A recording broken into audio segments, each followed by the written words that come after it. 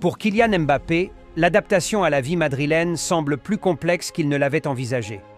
Arrivé au Real Madrid avec des attentes élevées et un statut de star international après ses performances exceptionnelles au Paris Saint-Germain, l'attaquant français rencontre des difficultés à trouver sa place dans le collectif dirigé par Carlo Ancelotti. En 23 rencontres, toutes compétitions confondues, Mbappé a inscrit 13 buts et délivré 3 passes décisives.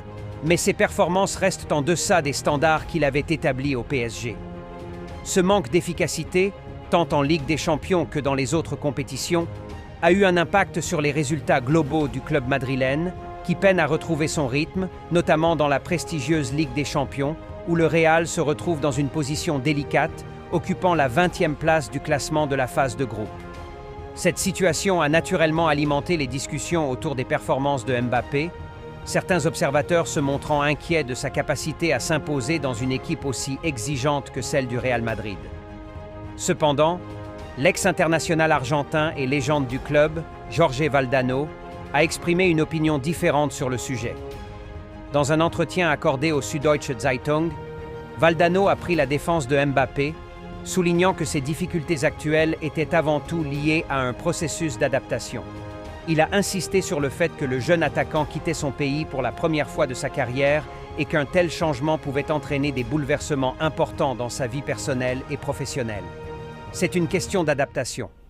Il quitte la France, son pays, pour la première fois, et cela le place dans une situation qui le sort de sa zone de confort, tant d'un point de vue personnel que culturel, a expliqué Valdano. Selon lui, ce choc culturel, combiné à l'intensité de la pression qui accompagne la vie au Real Madrid, pourrait être à l'origine d'une certaine anxiété, un facteur qui, selon lui, constitue l'ennemi principal du footballeur. Valdano a également souligné que cette période d'adaptation était cruciale pour Mbappé et qu'avec le temps, il pourrait retrouver son meilleur niveau. Le défi pour le jeune joueur serait de surmonter cette phase de transition tout en continuant à évoluer dans l'un des clubs les plus prestigieux au monde, où la pression est constante et les attentes élevées. Pour l'instant, la légende du Real Madrid reste optimiste quant à l'avenir de Mbappé au sein du club et il lui conseille de faire preuve de patience et de persévérance pour s'imposer pleinement à Madrid. Ce vendredi 3 janvier, Valence a subi une défaite amère sur sa pelouse contre le Real Madrid, dans le cadre d'un match en retard de la 12e journée de la Liga. Les locaux ont ouvert le score en début de rencontre, grâce à un but de l'attaquant Hugo Duro. Cependant, malgré une bonne première période, les Valencians n'ont pas su conserver leur avantage. En fin de match, Luka Modric a égalisé à la 85e minute, avant que Jude Bellingham ne scelle le sort de la rencontre avec un but inscrit en toute fin de match, à la 90 plus 5 minutes, offrant ainsi une victoire au Real Madrid, qui s'est imposé dans la douleur. Hugo Duro, auteur du seul but de Valence, a exprimé son mécontentement après la rencontre, en particulier concernant l'arbitrage. Interrogé par le micro de Movistar, il a confié « Voir l'adversaire revenir ainsi est très difficile à encaisser, surtout après avoir joué à 11 contre 10. Nous avons tout donné, mais il semble qu'aujourd'hui l'arbitre n'ait pas voulu nous accorder un coup de pouce. Il n'a pas pris la peine de revoir l'action de l'égalisation du Real, et il n'a pas sanctionné la faute qui a précédé cet instant. Cela nous laisse un goût amer. » Malgré sa frustration, l'attaquant espagnol a voulu nuancer ses propos quelques instants plus tard. Il a ajouté « Nous avons tous tendance à nous plaindre après une défaite, mais l'arbitre fait de son mieux. Cela ne changera ni le résultat du match, ni le fait que nous avons perdu. Nous devons garder la tête haute, faire notre autocritique et nous concentrer sur notre travail. Il est inutile de s'attarder sur des décisions qui sont déjà prises. » En effet, après cette défaite, Valence se retrouve en grande difficulté. Actuellement 19e au classement de la Liga, l'équipe est plongée dans une situation préoccupante, à seulement quelques points du bas du tableau. La deuxième moitié de saison s'annonce donc cruciale, avec une lutte acharnée pour le maintien qui attend le club. Malgré leur statut historique dans le championnat espagnol, Valence devra se battre pour éviter une relégation, une situation qu'aucun supporter des Chais ne souhaite voir se concrétiser. Vinicius Junior fait face à de possibles sanctions sévères après avoir frappé le gardien de Valence lors du match à Mestalla. La gravité de la sanction dépendra de la qualification de son geste par la commission disciplinaire. Selon le rapport de l'arbitre Soto Grado, alerté par le VAR, l'incident a été jugé ainsi, le ballon est arrêté. Il frappe le gardien au visage avec ses bras. carton rouge pour le numéro 7. L'arbitre a également ajouté, pour avoir délibérément frappé un adversaire à la tête, alors que le ballon n'était pas disputé, avec une force non négligeable. Une fois exclu, le joueur a dû être maîtrisé par des membres de son club et conduit au vestiaire en continuant de protester. Deux scénarios sont envisagés. Si le geste est qualifié d'agression, article 103 du règlement, Vinicius risque une suspension de 4 à 12 matchs, couvrant toutes les compétitions espagnoles. L'article stipule « agresser autrui, sans causer de blessure, pendant un arrêt de jeu ou loin de l'action, est puni d'une suspension de 4 à 12 matchs. » Dans ce cas, le Brésilien manquerait le match de Copa del Rey contre Deportiva Minra, toute la Supercoupe d'Espagne, et potentiellement d'autres matchs selon la progression du Real Madrid. En revanche, si le geste est considéré comme de la violence dans le jeu, article 121, la sanction serait réduite à 2 ou 3 matchs, uniquement en Liga. Cet article précise, tout comportement violent envers un adversaire pendant le jeu, sans conséquences graves, est sanctionné d'une suspension d'1 à 3 matchs. Cependant, le rapport de Soto Grado pourrait jouer en faveur du joueur. La presse espagnole souligne que l'arbitre a opté pour une qualification plus clémente, décrivant l'incident comme de la violence dans le jeu, article 121, et non comme une agression, article 103. Cela limiterait la suspension à la Liga et à un maximum de 3 matchs, au lieu d'une interdiction touchant toutes les compétitions. La décision finale de la commission sera cruciale, car elle déterminera si Vinicius sera disponible pour des échéances clés, comme la Copa del Rey, la Supercoupe d'Espagne et les prochaines rencontres de Liga. Luka Modric continue d'écrire sa légende avec le Real Madrid, enrichissant une histoire déjà exceptionnelle. Arrivé en 2012 dans la capitale espagnole, le Croate n'aurait jamais imaginé devenir l'une des figures les plus emblématiques du club. Pourtant, depuis plus de 13 ans, il s'est imposé comme un joueur clé, incarnant à la fois l'élégance, l'intelligence de jeu et un dévouement sans faille pour l'un des clubs les plus prestigieux au monde. Aujourd'hui âgé de 39 ans, le Ballon d'Or 2018 reste un acteur majeur au sein de l'effectif madrilène, même si son temps de jeu a légèrement diminué sous les ordres de Carlo Ancelotti cette saison. Malgré cela, Modric prouve à chaque apparition qu'il est toujours capable de faire basculer des matchs. Hier encore, il a démontré son importance en inscrivant un but crucial lors du déplacement à Valence. Grâce à cette réalisation en fin de match, les Merengues ont pu égaliser et finalement s'imposer 2 à 1, montrant une fois de plus combien la contribution de Modric reste essentielle, même dans les moments les plus tendus. Ce but n'est pas anodin. En marquant à 39 ans et 116 jours, Modric est entré un peu plus dans l'histoire du Real Madrid. Il est désormais le plus vieux buteur de l'histoire du club en compétition officielle, surpassant Ferenc Puskás, une légende du football hongrois, qui avait marqué à 39 ans et 15 jours. Ce record souligne l'exceptionnelle longévité de Modric, qui reste performant à un âge où la plupart des joueurs ont déjà raccroché les crampons. Après le match, le Croate a exprimé sa fierté aux médias du club, c'est toujours agréable de battre des records. Atteindre ce nombre de matchs et égaler des légendes comme Piri et Michel est une immense fierté. Cela me motive à continuer et à donner le maximum pour l'équipe.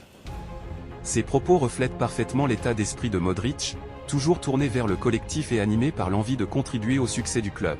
Depuis son arrivée, Luka Modric a joué un rôle central dans les innombrables triomphes du Real Madrid.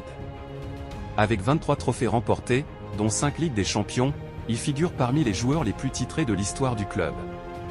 Ce dernier exploit, loin d'être une finalité, vient confirmer sa place parmi les grandes légendes du football. À 39 ans, Luka Modric continue de faire rêver. Son professionnalisme et sa constance inspirent non seulement ses coéquipiers, mais aussi les générations futures. Une chose est certaine, son histoire avec le Real Madrid, déjà magnifique, est loin d'être terminée. Pour la 3e fois en seulement 8 rencontres, un joueur madrilène s'est présenté au point de pénalty et a échoué. Une situation qui commence à devenir problématique pour le Real Madrid, où chaque erreur coûte cher.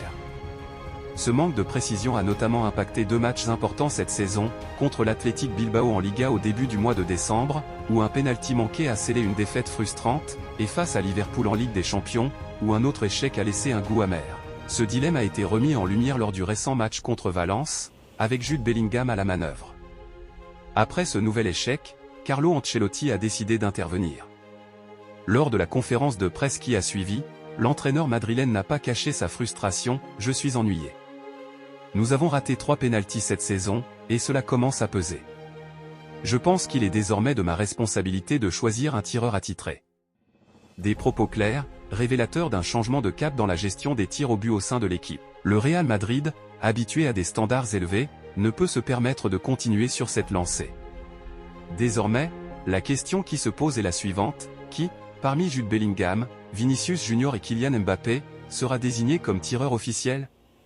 Cette saison, Jude Bellingham a converti un penalty mais en a également manqué un autre, un bilan contrasté qui reflète encore une certaine inconstance. Kylian Mbappé, quant à lui, a tenté 5 tirs et en a marqué 3, mais ces 2 échecs montrent également une marge d'amélioration. De son côté, Vinicius Junior affiche des statistiques impressionnantes, 4 pénaltys tentés et tous transformés avec sang-froid. Jusqu'à présent, Carlo Ancelotti laissait ses joueurs décider eux-mêmes sur le terrain, en fonction de leur ressenti ou de leur confiance du moment. Cependant, cette méthode semble avoir atteint ses limites. L'entraîneur devra désormais prendre une décision ferme, qui pourrait influencer la saison. Désigner un tireur attitré ne relève pas uniquement de la technique, mais aussi de la psychologie. Il s'agit de donner à un joueur les clés d'un rôle crucial, de renforcer sa confiance tout en stabilisant l'équipe dans les moments décisifs. Avec des ambitions claires en Liga et en Ligue des Champions, le Real Madrid ne peut plus se permettre de laisser des points s'échapper à cause d'un problème de pénalty. Ce choix stratégique s'annonce donc décisif pour Carlo Ancelotti, qui devra trancher rapidement et assumer les conséquences de cette responsabilité. De manière surprenante, le Français n'était pas titulaire hier à Mestalla, alors que ce match représentait l'un des plus grands défis en Liga pour le Real Madrid ce mois-ci. Plusieurs éléments ont attiré l'attention après la victoire difficile du Real Madrid à Mestalla, l'expulsion de Vinicius Junior, le but décisif de Jude Bellingham, ainsi que le pénalty raté par ce dernier un peu plus tôt dans le match, ce qui a relancé les débats sur la hiérarchie des tireurs. Je pense qu'il est de ma responsabilité de décider qui doit tirer les pénaltys, a-t-il confié en conférence de presse. Un autre sujet de discussion est le cas d'Eduardo Camavinga, car ses 2 dernières apparitions ont eu lieu en tant que latéral gauche, à la place de Ferland Mendy ou Fran Garcia. Bien qu'il ait joué à ce poste de façon occasionnelle avec l'équipe de France et un peu plus régulièrement sous Carlo Ancelotti, ce choix reste surprenant. Fran Garcia était pourtant disponible hier, tout comme contre Séville. Camavinga est un joueur dont personne ne doute des qualités et il est très apprécié des supporters pour sa personnalité et son énergie, aussi bien sur qu'en dehors du terrain.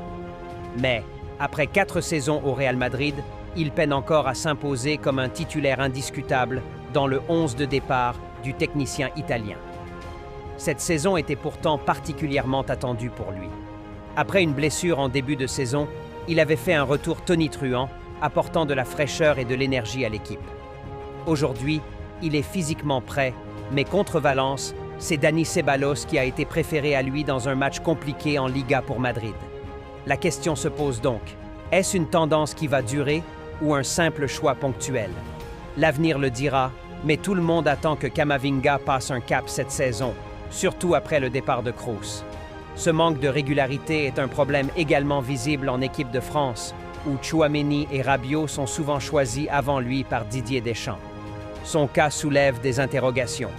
Même si sa polyvalence reste un atout et qu'il a fait une entrée convaincante hier en tant que latéral gauche, il est clair qu'un joueur veut s'imposer de manière régulière dans son rôle, et ce n'est pas encore le cas pour lui. Cela rappelle la situation de Mateo Kovacic à Madrid, qui, bien qu'excellent, n'a jamais pu s'imposer face au duo Modric-Kroos avant de finalement partir. La situation semble plus ouverte pour Camavinga à la Maison-Blanche, mais il faudra encore attendre qu'il prenne véritablement le pouvoir. Porté par des buts décisifs de Luka Modric et Jude Bellingham, le Real Madrid a renversé la situation et s'est imposé 2-1 face à Valence vendredi soir à Mestalla. Un match qui restera marqué par l'expulsion de Vinicius Junior pour un geste violent sur le gardien macédonien Stol Dimitrievski. Une soirée folle qui a laissé des traces et le Real Madrid n'entend pas en rester là. Ce match, initialement prévu le 2 novembre, est reporté en raison des inondations meurtrières dans le sud-est de l'Espagne, 231 victimes, opposait Valence, 19e de Liga, au Real Madrid, dauphin de l'Atlético de Madrid. Après avoir encaissé rapidement un but d'Hugo Duro, les Merengues ont dû faire face à une pression importante pendant une grande partie de la rencontre. Mais grâce à Luka Modric, 85e, et Jude Bellingham, 90 plus 5e, les Madrilènes ont su inverser la tendance, offrant une victoire précieuse qui leur permet de reprendre la tête du championnat avec 43 points, devant l'Atlético, 41 points, et le FC Barcelone, 38 points. Cependant, cette victoire n'a pas été le seul sujet de discussion. Le match a également été marqué par un nouvel incident impliquant Vinicius Junior, expulsé pour un geste violent sur Ståle Dimitrievski à la 79e minute. Après avoir été bousculé par le gardien valencien et sanctionné d'un carton jaune, Vinicius a réagi de manière excessive, ce qui lui a valu un carton rouge. Retenu par ses coéquipiers et un membre du staff, Vinicius a exprimé sa colère, nécessitant l'intervention d'un adjoint pour l'accompagner au vestiaire.